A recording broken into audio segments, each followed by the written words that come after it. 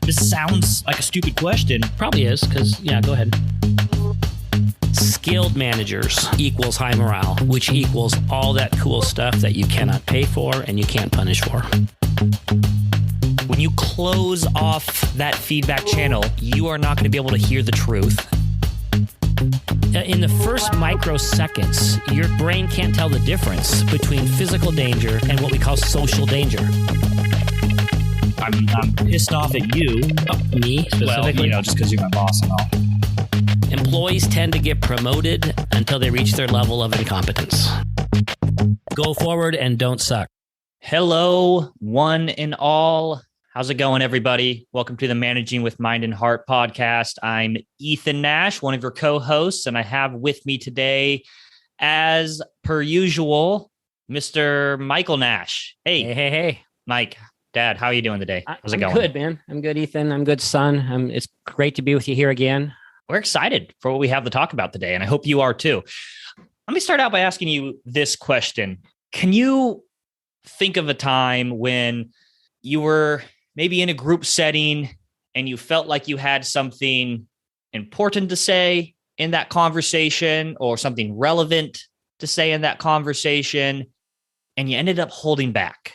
Is that a situation you've personally been in before? Actually, yes. That brings up a couple of things for me. On one hand, I will say absolutely. I would guess probably everyone has. I can think of a spiritual community I was a part of for many years, in which quite often felt like it wasn't really okay for me to say what I was thinking or ask a specific kind of a question. So yeah, I would hide. I would hold back. And then on the other hand, I think I also have this tendency to maybe go the other way in other settings. I'm kind of a open mouth, insert foot kind of guy, and just kind of speak out and say what I think. But I've gotten punished for that a few times. So it sounds like you both had the experience in your spiritual community that you used to be a part of, in which you didn't feel totally safe coming forward with saying what you thought needed to be said. And it sounds like you've also experienced saying something and then realizing that wasn't necessarily safe in this group to say that. Is that correct? Yeah, that's true. Have you had situations like that where you felt like you had to hold back? Yeah. I've been in that situation before. I remember actually going all the way back to my undergraduate years. I was working and doing some journalism for one of the departments there. And I remember just in the group of people there, mostly I held back asking questions because I thought they were dumb questions, or I thought people would kind of look at me and think like, how could he be so dumb not to understand this? Like, that was my mindset going into that. It turned out in that situation, I found out later, other people had the same question and they were also holding back from asking it. It's interesting. Actually, just the other day, I was working with a group and I asked this question, have you ever experienced that before in a group? And basically everybody in that room kind of nodded and smiled and understood that is something that they've experienced before. And I think most people have. Can you think of a group or a team you were on, even a person that you were around, in which you generally felt safe to show up as you? You felt safe to, quote unquote, ask dumb questions. You felt safe to maybe state an opinion or a thought that others might not agree with. Mm-hmm. Yeah, absolutely. I have had lots of experiences like that with small groups, every so often with a large group, possibly, but absolutely one-on-one. Yeah, I've got some great relationships in which I feel super safe and I feel like I can be just who I am and I'm not going to receive any consequences for that. And it feels beautiful. It feels wonderful. And that's the topic of today, is safety in the context of psychological safety. Now, last episode, we talked about kind of the manager's radar and these 6 things that we encourage every leader, every manager to get on their radar. And one of them, of course, was having to do with the fact that psychological safety is the key to a healthy and high-performing team. And so we're going to dive into that piece right there a bit today, talk about psychological safety. We're going to talk about, what it is, what it isn't.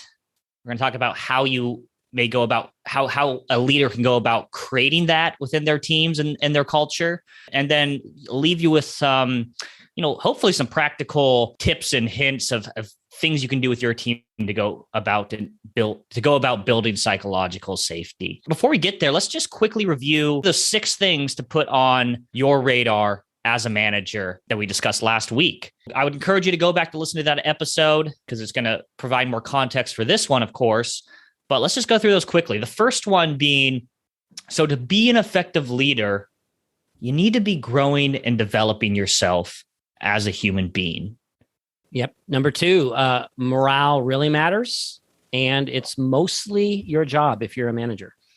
And number 3 is to be effective as a leader, as a manager, you really need to demonstrate that you have your employees' best interests at heart. Yeah. Number 4, management involves an actual specific set of skills. And number 5 is, of course, adaptive skills are the most important kind of skills.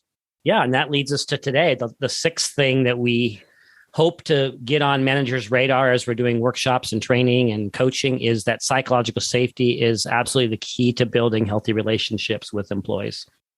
Absolutely. So let's zoom in. Let's double click on that number 6. Psychological safety is the key to healthy teams.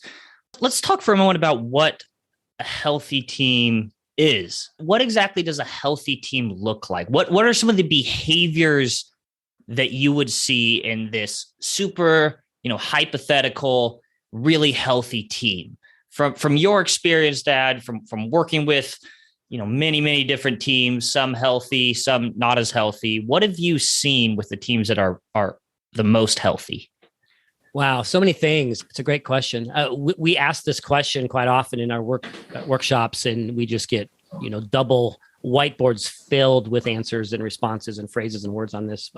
I would start, I think, with the general category of kind of how humans treat other humans. On the healthiest teams, you're going to see high levels of respectful behaviors. Everything from, the kind of listening where people really feel heard. So I think that's probably one of the most important behaviors. The way we respond when we disagree with somebody in a respectful way that, allows the person to disagree and doesn't shoot them down, that makes room for disagreement. Maybe the way we give feedback to one another, the way we receive feedback.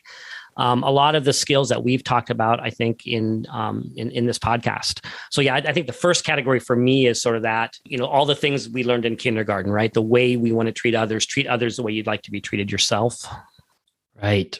So you're kind of talking about, a lot of what we would call the adaptive skills. So a healthy team is a team that consistently practice adaptive skills, such as you referred to, listening in a way that demonstrates respect to each other, right? Giving feedback in a way that works on keeping you connected relationally, helping to lower that person's defenses, and, receiving feedback non-defensively to keep that channel of communication open.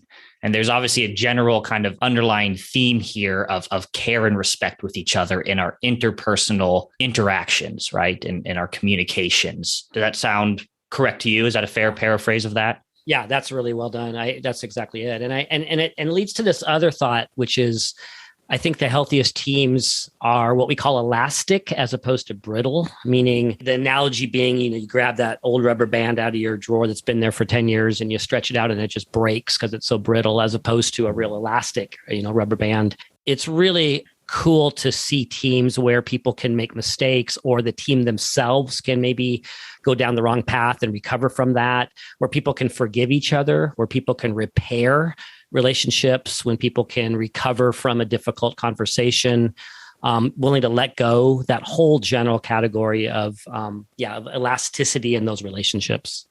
Kind of at a high level, when I think about a healthy team, I think about a team for one, there tends to be a general clarity around kind of purpose and mission in that group. And everybody's on the same page with that, right? There is consistency as far as, where we're trying to head towards and what we're trying to do here. The other side of that, a team that's not as healthy maybe that's not clear. Maybe not, people are not necessarily on the same page of what they're trying to accomplish on this team.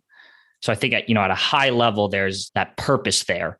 I also think just on a healthy team, and information and knowledge is shared openly and as needed. And of course, that could be information such as, of course, data or reports. But also when I talk about information, it could be information like, I need help with this, right? That's a form of information. In a healthy team, that type of information is shared with each other. And so there's kind of an understanding of what people need and where people are at. So I think that's a piece right there. The information and knowledge is shared openly and as needed.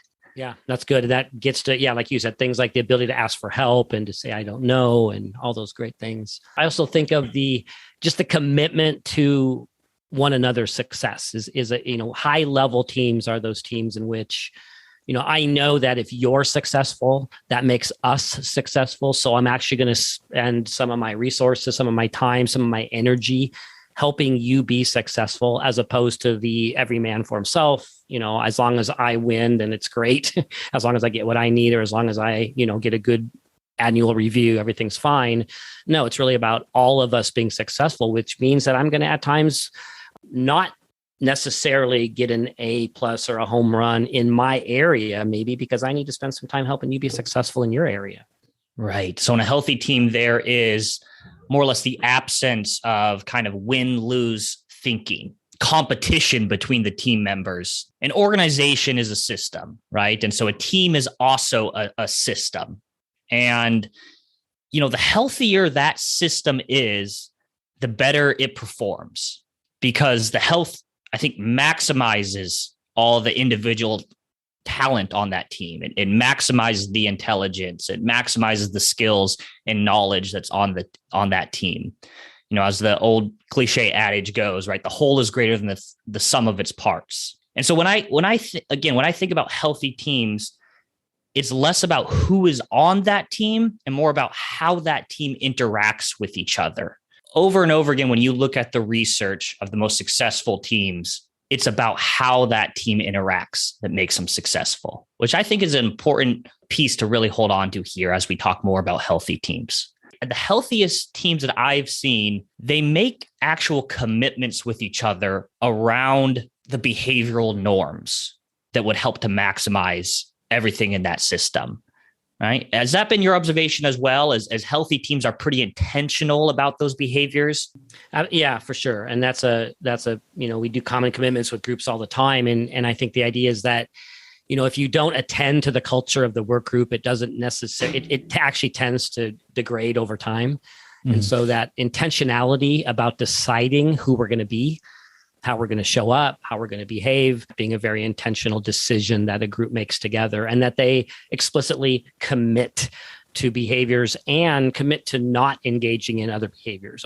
For example, we're not going to triangulate about one another. We're not going to badmouth each other outside this room. We're committed to not behaving that way. What we are committed to, on the other hand, is supporting and promoting each other outside of this room, right? Mm-hmm. That would be an example of kind of one on each side of that scale. Right. Agreed. And I would also say, and I would imagine you would agree with me, but correct me if I'm wrong, that the foundation to a healthy team is this idea of trust, right? There's generally a high level of trust on that team. And of course, building trust, there's behaviors to practice that would help that team kind of earn trust with each other. But generally speaking, a team is only going to be as healthy as their level of trust, in my opinion. What do you think about that? Yeah, I way agree with that, Ethan. The most important ingredient is trust. And it's not good enough, right, just to say that. I've worked with a lot of people, a lot of teams who haven't figured out the contours of that word. They really haven't defined what we're talking about, because I know we've talked about this here in this podcast. Trust itself is really, really, really a big word. Like, it's being asked to carry so many things, right? Everything from, I trust your integrity, meaning I trust that you're going to be honest. I mean, that's huge, all the way to, I trust that you are going to deliver the report on time because you tend to deliver on time. So I trust you in that area. Those are two aspects of trust that don't even balance each other, right? I mean, one of them is integrity, all the way down to, well, I trust that you're going to, have something on time. The word trust is just being asked to carry too many things. And so when we talk about trust being the most important ingredient, I agree with that, with the caveat that we focus in on a very particular kind of trust. Yeah, I agree. And trust does carry a lot. Like you were saying, there's all different types of trust, right? And so I think what we're getting at here is we're kind of focused on this big type of trust, right? The trust that on this team, we have each other's backs. The trust that it's safe to show up as you, right? The trust that it's okay to make mistakes without punishment. The most important type of trust, in my opinion, for a healthy team is this idea of psychological safety. And so would you mind just defining a little bit of what psychological safety is? Well, I think in general, we're talking about, I think the word safety is in there because it's a belief, right? I believe that when I'm with you, Ethan, when we're together, that I can show up authentically. I believe that I can give you feedback. I can even say something stupid and something I wished I hadn't said. And I'm not going to get punished for that. I think that's the bottom line, that if I show up as my true self, including my flaws, including my mistakes, including my wrong answers, including maybe the time I got a little upset and I said something I wished I wouldn't have said, I'm not going to have some kind of long-term punishment from you. You're not going to reject me. I think that's psychological safety in a relationship. And that same thing can apply to a group of people. Let me just read you briefly the definition of psychological safety that was defined by Harvard Business School professor Amy Edmondson. Now, Amy Edmondson kind of brought the term psychological safety into the mainstream. The term psychological safety has actually been around for a long time, but she's the one that really started putting actual research and study to psychological safety. And so her definition is, psychological safety is the belief that while in a particular group of people, you have the freedom to speak out, make mistakes, disagree, and be authentic without fear of being rejected, embarrassed, or punished, which basically is exactly what you just said, right? There's a key word there that I like to hone in on when I talk about psychological safety, which is the freedom to make mistakes. I want to talk for just a second about why it's so important that a team has some freedom to make mistakes. At the end of the day, the ability to not just make mistakes, but be transparent about those mistakes, right? Talk about those mistakes, because we're all making mistakes. That just happens. But can we talk about those mistakes without feeling like I got punished for showing that I made that mistake? And that's really important for teamwork. Getting some things wrong and figuring out how we need to change is how innovation happens, right? It's how advancement happens. So ultimately, we need to be okay with failing so we can learn how to change. Now, what, in your opinion there, Michael, I mean, what would happen if a team generally doesn't want to talk about their mistakes? Like what could be some of the outcomes of that? Mistakes would be made and hidden, and then we're going to go down the wrong path and we're not going to self-correct and we're not going to pivot. I've seen groups do that, or individual members of groups who aren't willing to say that they don't know or that they've made a mistake. And so we get to decisions that aren't the right decision. I think another part of that definition that really pulls at me is the authenticity part of it. If you're in a group of people and you can't say, I'm not sure, or I don't know, or if you can't say, I disagree with that. Or if you can't say, I'm uncomfortable with where we're heading, I think we should step back. I mean, if you can't say those things, I think you're in huge danger zone as a group, as an organization, as an executive team, whatever, because, it's people are just going to kind of nod and smile and go along, and the train goes right off the tracks. And you go back later and do debriefing, and people will say, well, I was, concerned, or I wasn't sure this was going to work, or I had a different idea. And well, why didn't you say that then? Well, when I dig into that situation, when I ask those questions, most of the time the answer comes back to some version of, I did not feel safe. Yeah. It's interesting when Amy Edmondson, who I referred to earlier, when she first started studying psychological safety on teams, she was originally looking at psychological safety in teams in the hospital setting. And so she collected all this data. She was measuring psychological safety and the performance of that team. And then she went back and was kind of looking at the data, and she thought, oh, great. This is awesome. It looks like psychological safety is statistically significant correlation with the performance of the team. Great. Awesome. But then she looked at it closer and she's like, oh, wait, the line's going in the wrong direction. In her data, it looked like the more psychological safety a team had, the more mistakes they were making. And when I first heard that, I thought about that. I'm like, that doesn't make any sense. But then when I thought about that further, I kind of figured out what was going on. Like, why would a team with more psychological safety have more mistakes? What do you think is going on there? Well, yeah, what they found was there was not more mistakes. There was more reported mistakes. Exactly. And what that led to was less catastrophic mistakes down the road, right? Because they were able to identify and talk about mistakes early on in the processes, they were able to avoid what they sometimes call bad patient outcomes, right? Which I think is an important concept for any leader to hold on to. So that's a little bit about what psychological safety is. And we're going to get into the behaviors that would help build that in just a bit. But I also want to ask you, this term psychological safety, there's the word safety in there. I feel like there's some misconceptions about the phrase psychological safety when they hear it. What isn't psychological safety? It can be, and I've heard it be confused a little bit with sort of safe space and we got to make sure that nobody ever has uncomfortable feelings. And, I've heard it kind of ridiculed a little bit because the word safety is embedded right in there. And that's really not what this is. There is a misperception about, this is another way of answering your question. What is it not, right? It is not just a carte blanche freedom to just spew whatever you want to spew. And I've worked with organizations, specifically a couple different executive teams in my career, where the leader was promoting a kind of psychological safety, but it was more along that vein. These two leaders I'm thinking of kind of had the idea that, for this team to be healthy, we need to be able to call each other out on each other's crap at any time, in any way. And if you can't take it, then, you're not fit for this team kind of thing. And so this weird misperception they had about psychological safety was actually destroying the psychological safety within that group, because it was really more about sort of brutal honesty. And that's not what we're talking about. Yeah, there's kind of two ends of the spectrum that I think people can get caught up on. If people go in that direction that you're talking about, where we just got to be able to say anything and everything and have no social skills, right?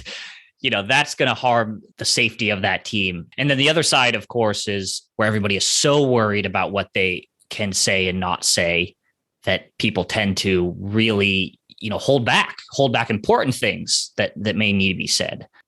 There's kind of a middle point between these two where I think is a sweet spot for creating high levels of psychological safety. So with all that said, I want to talk a bit about what we've identified as the three kind of general roadblocks to psychological safety on a work team. All right. And the first one, and I would like to hear you speak more about this, Dad, but the first one is transference. That's the first roadblock to psychological safety. So what exactly is transference, and how might that create roadblocks to someone's individual sense of psychological safety on a team? Yeah, the transference is happening. For example, when you're working with somebody and they say something like, this person, they said this thing that bothered me, and I am never, ever going to trust them again. And it's a hint that there might be something going on there that's beyond what's happening right there between those two people in that relationship. Transference is the idea that I'm taking my past experiences around trust in relationships, and I'm transferring those experiences right onto this present situation. So this person right now in my life that I'm deciding I'm never going to trust again, that's not just about what happened between me and this person. It's my own wounds, right? It's my own scars. It's my own history. I've been burned in the past by people, or I learned as a very young person that I couldn't really trust my parents to care about me, or I couldn't trust the last couple of bosses I had to actually have my best interest at heart. And I got burned and I got hurt. And so I take these situations, and it's unconscious, right? I put those situations onto the current relationship or the current group. And I think it's important that when we start talking about psychological safety, that we keep in mind that we ourselves have a part in our own psychological safety. It's not just if everyone else will treat me well, I can be psychologically safe. Or if my boss has my best interest at heart, then I can finally be psychologically safe, right? It's not just that. I actually have the ability to give and gift trust to the people around me. And my past experiences with relationships are going to have a huge impact on my ability today to trust people. Yeah. We all bring different, past experiences around psychological safety into our current workplaces, right? An important practice here for every individual on a work team, which is, working to maybe gain some awareness around the transference that you might be bringing into that situation. And I think this brings us back to what you were talking about before about kind of the brittle relationships versus elastic relationships, right? In elastic relationships, we're willing to work through mistakes, or we're willing to maybe give some grace. We're willing to have the conversations to fix it, right? And I think that as we become aware of our transference, we can understand, okay, do I need to take some extra steps to make sure I'm forming elastic relationships and gifting trust towards people? It's a really deep and personal and sometimes long journey. I don't want to underplay this. I think that for human beings to discover their roadblocks, their internal roadblocks to trusting other people, that is deep, deep work. And it's one of the reasons we say over and over again, we reiterated this today, right, in this podcast, that one of the things we want to have on our radar as managers is our own personal growth. And I would apply this now to anyone that's part of a team, anyone in relationship, right? When we talk about psychological safety, we're not just talking about teams, we're talking about relationships, including work relationships, personal relationships, right? So finding our own issues of transference, finding out where we have wounds that keep us from gifting trust to people. I think that's really, really important work. We could spend a season of podcasts talking about that work right there. Yeah, and I totally agree. Again, people need to work on gifting trust in others, right? But also people in a work group need to work at earning trust in others, right? If everybody in the work group is just focused on gifting trust, but nobody has any focus of earning that trust, well, that's not going to work, right? You're not going to build psychological safety on that team. And so another roadblock to psychological safety, or potential roadblock, would be the dynamics of that team, right? How people behave with each other on that team. So that being said, let me ask you, what are some of the behaviors that a team could engage in that would build psychological safety, or rather that would help earn psychological safety and trust with others on that team? Yeah, I think that as far as team members, there's all sorts of things that we can do and avoid doing, right? That will create or potentially build psychological safety, right? And we've mentioned a few of them already today, and even in the past, we've talked a lot about listening. I think that's a real big bang for the buck. When I feel that you're curious about what I think and you're listening in a way that makes me feel respected and heard, at that point, I feel seen. I don't feel judgment, because the way you're listening to me is, I'm assuming, would be, again, curious and open.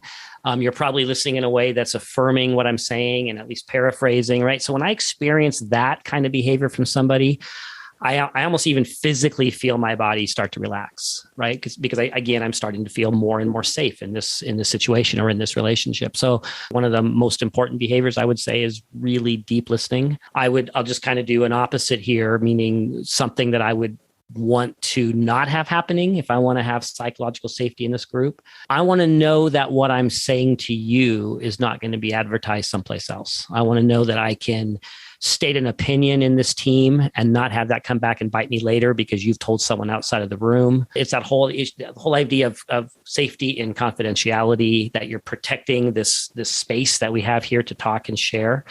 So, I mean, those are just two examples. One a do and one a don't. So I'll toss the ball back to you, Ethan. What's one thing on either side of that coin that you would identify as important here? Another key behavior that a team could engage in to build the psychological safety on that team would be just generally practicing humility, right? Individual team members that are willing to say, hey, I made a mistake here, or you're better at this than me. It's just a general sense of we're all willing to show that we're human beings. And I think when a team member sees somebody else showing humility, whether that's through admitting a mistake or otherwise, that gives other people the freedom to also show their humility as well.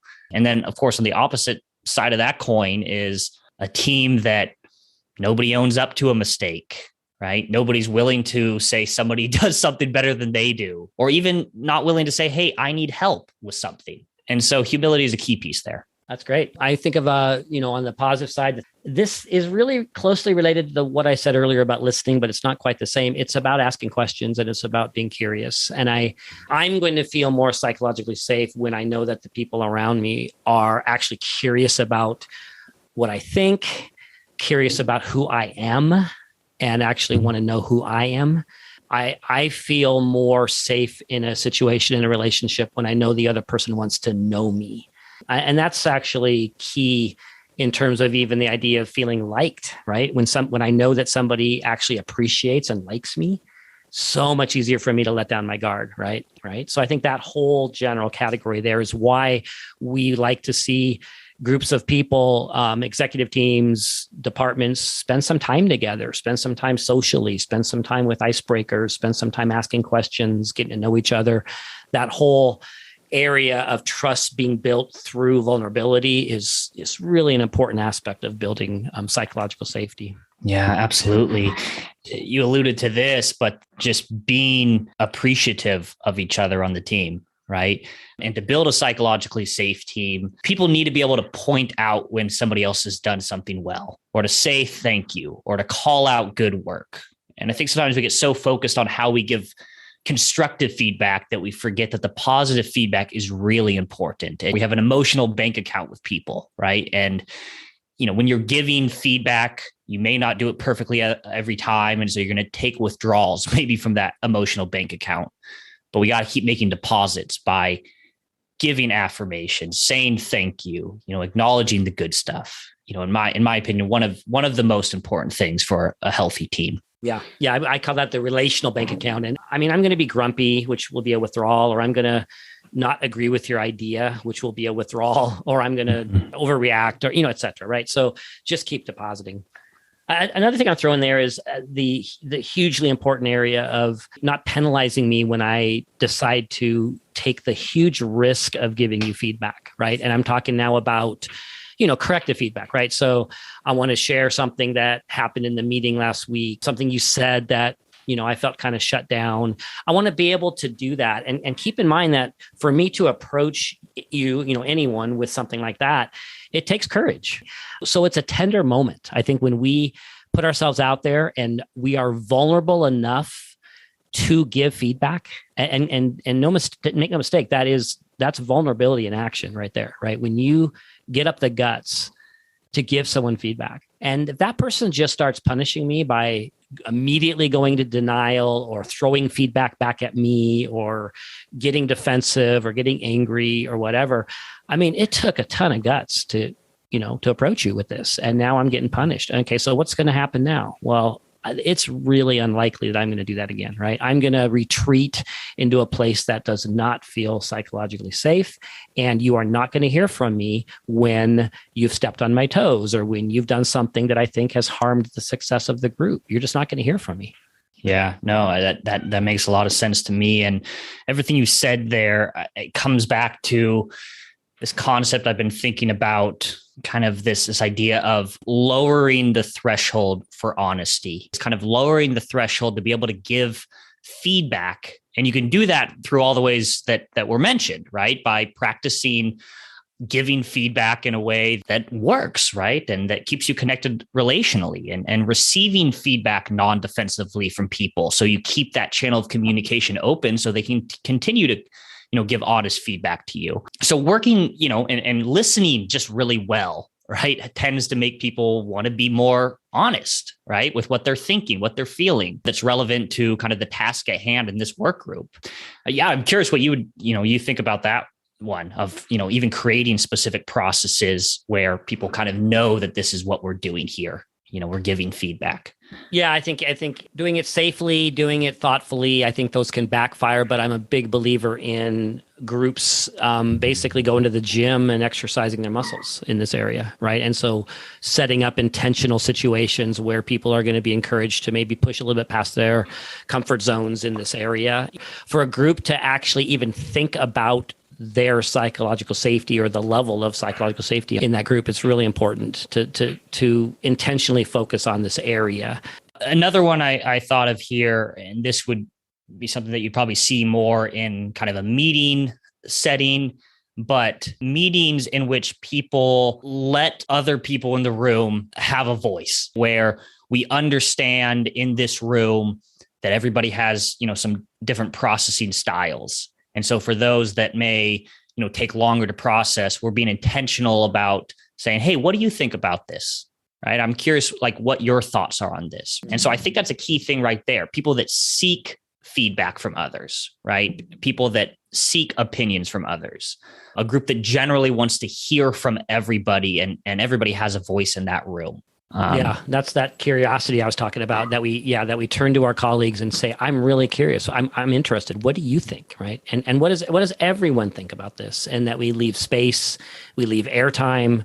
We really create the atmosphere where that can all happen, which does, by the way, require enough time as well. This is not the kind of thing that's going to happen when you go to the, let's only have 12-minute meetings from now on kind of stuff. And by the way, at the start of this conversation, I mentioned that the healthiest teams out there that I've seen, create commitments around the behaviors that they're going to practice. And that's kind of what we're talking about right here. These are the behaviors that we encourage teams to make some commitments around. Of course, that doesn't mean that everybody's going to do this perfectly all the time, right? Because part of the commitment is a commitment to forming elastic relationships, right? Knowing that we're going to mess up on some of these commitments. But these are what I would encourage organizations and teams to institutionalize into their work groups, right? Hey, we are committed to giving feedback in this way. We are committed to listening with respect, right? We're committed to receiving feedback non-defensively.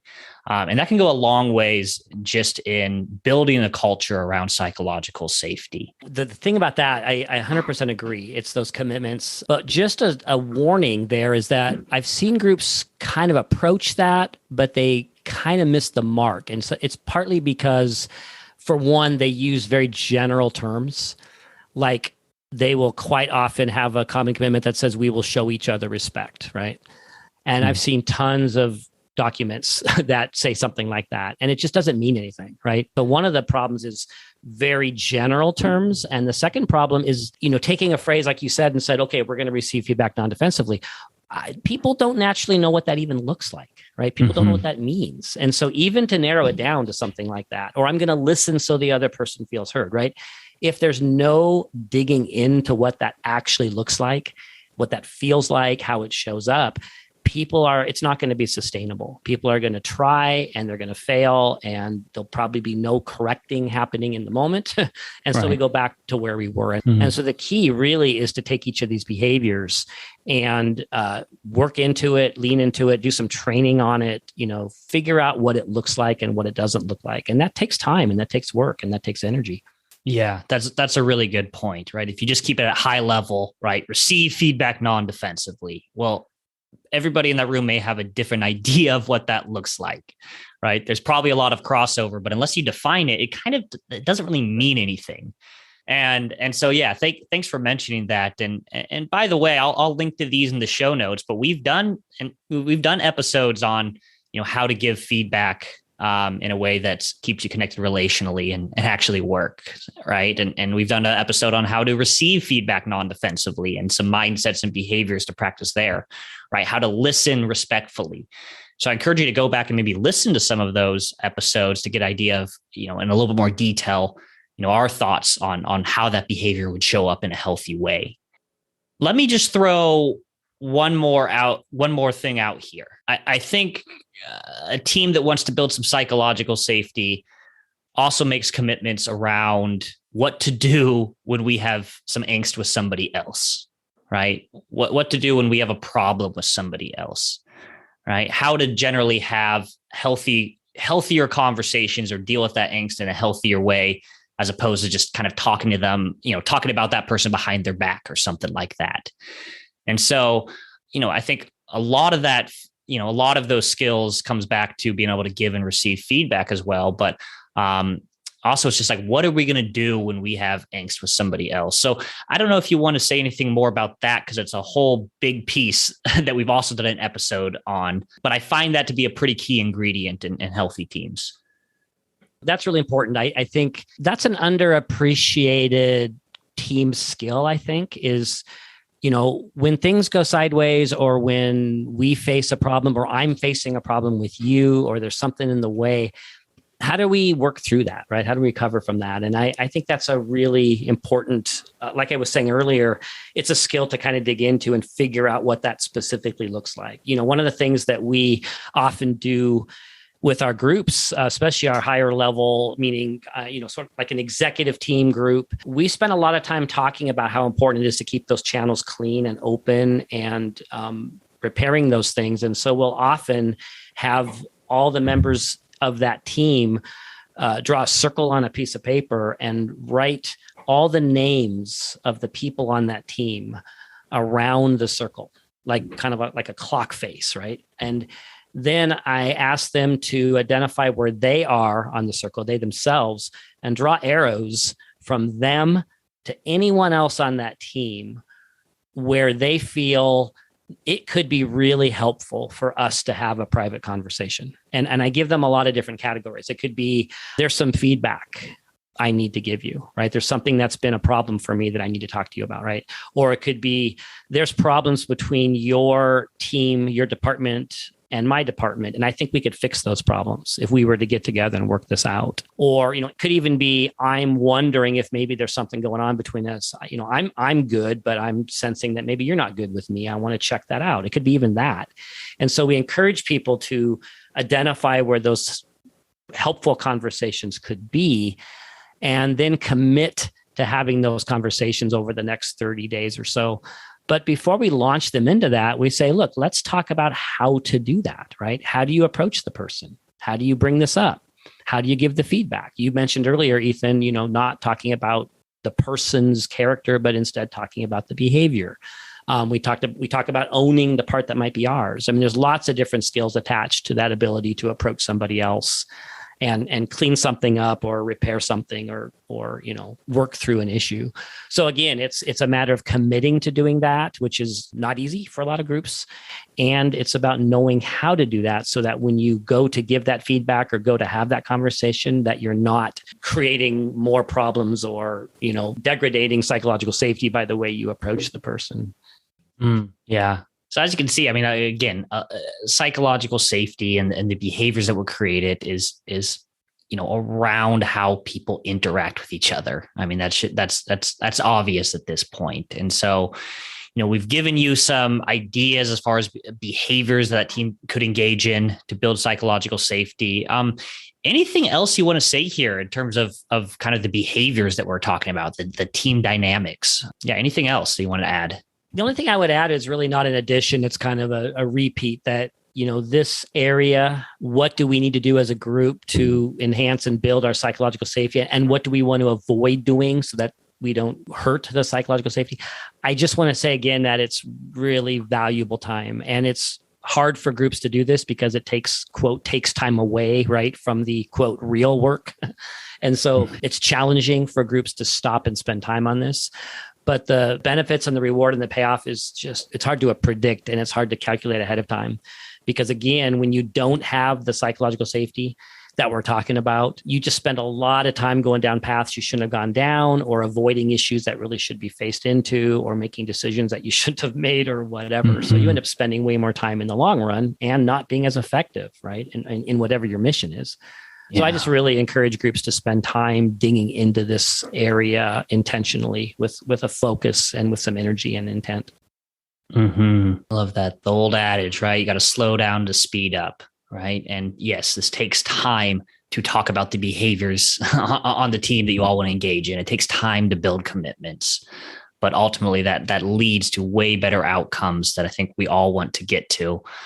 I know that when Google, of course, did this kind of famous study where they investigated the ingredients of their most successful teams, and they looked at, I think, over 200 different teams within their organization. And above all, it was psychological safety was the key ingredients of the most successful teams. And those teams tended to produce more revenue for the company, tended to have longer tenure on the team, right? People just stayed there longer because it's a positive environment to work in. They were more likely to kind of harness diverse ideas. And so it's a thing. Psychological safety is a real key factor for performance. And so with that said, we still have more to talk about with psychological safety. We were talking about the roadblocks to psychological safety here, with that being, of course, your transference that you're bringing into the situation, and then the dynamics of that team. We have one more roadblock to talk about, as well as get into some other, maybe practical steps for building psychological safety that you and your team can practice right now. So we'll pick that up in the next episode. Stay tuned. We will see you soon.